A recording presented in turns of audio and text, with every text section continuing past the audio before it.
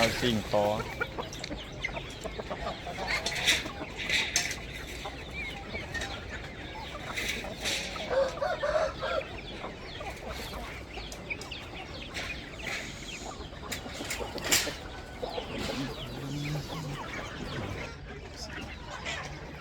มันទៅធ្វើការងារ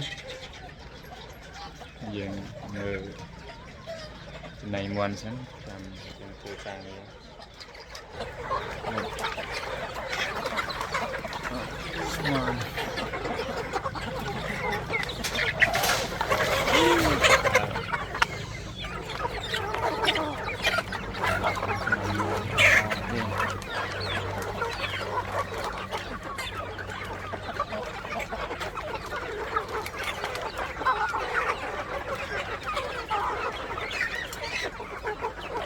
ទឹកឡើងឲ្យចំណៃមន់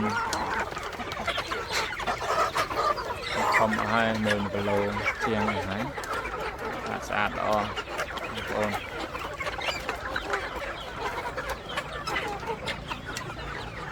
បាទ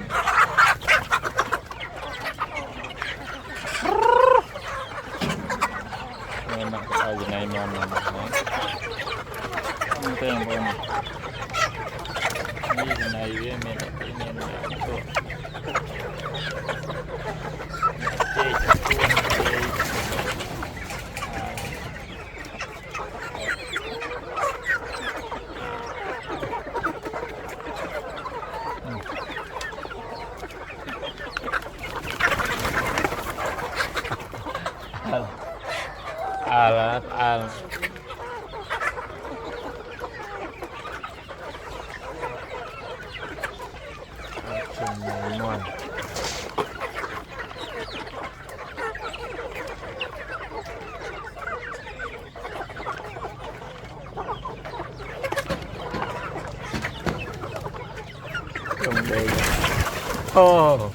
អាលអូអាលមែនទេនេះជាបរិវេណនេះយើងប្រហែលជា10គុណឲ្យ20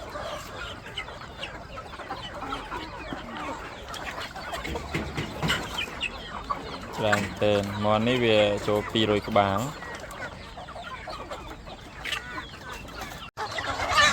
កងដាក់ថែមចំណីវាស៊ីទៀត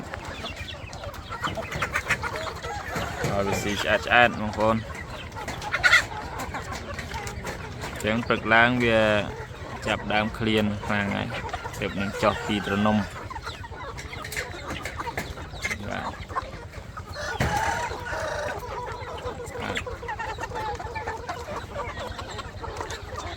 ទល្អសុខភាពល្អ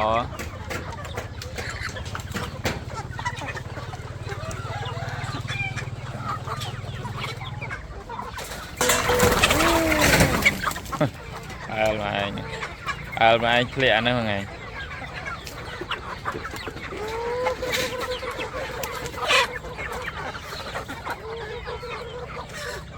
200ជាងសល់ប្រហែលជា100 កៅមក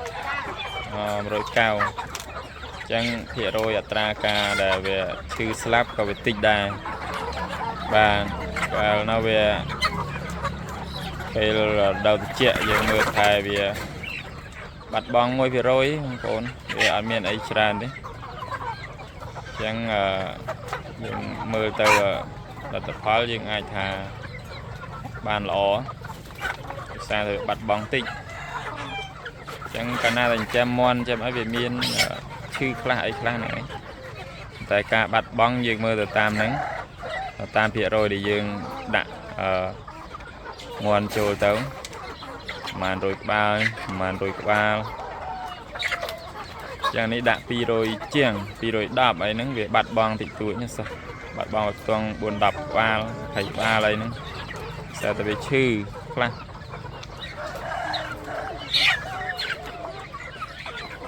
ចឹងអរគុណដល់បងប្អូនអរគ្នាហើយចាំជួបគ្នានៅវីដេអូក្រោយទៀតនេះគឺជាវីដេអូដំបូងដែលយើងនឹងចាប់ផ្ដើមដាក់ឲ្យបងប្អូន ទស្សនាបាយបាយ